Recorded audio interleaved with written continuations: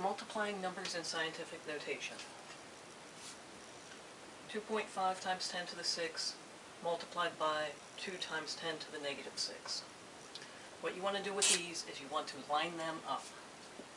2.5 times 10 to the 6. 2 times 10 to the negative 6. And we're going to split them into two parts, and we're going to multiply. 2.5 times 2 is 5, times, these are being multiplied, so we're going to add the exponents. So we have 6 plus negative 6, which gives us 5 times 10 to the 0. Nice simple answer. Not so simple, because you have times 10 to the 0. What do you do with that? You know that times 10 to the 0 is 1, so this actually means 5 times 1, which would equal just plain 1 times 5. So we just have 5. Done, right? Why do we have to include this? When in the science field you end up with a number times 10 to the 0, if you have been working with them, you have to include it, because decimal points get lost really easy, and we want to make sure that people know where the decimal point is. That's why we have one place, decimal point, the rest of the number times 10 to a power.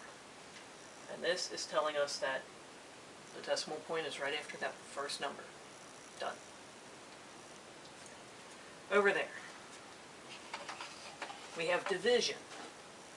So again, we're going to split this up into the two parts. We have 25 divided by 5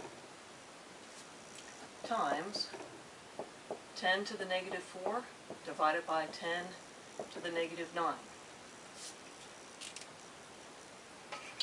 Since I have division here with exponents, I'm going to subtract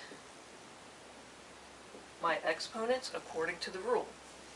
So the 25 divided by 25 divided by 5, you can do that on your calculator if you need to. I don't think anybody needs to, but you are allowed in my class. Then we have the times 10 to the negative 4 subtract negative 9. Don't forget, we have that double negative here. So that double negative turns into plus a positive.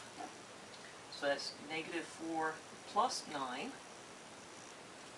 which gives us 5 times 10 to the 5.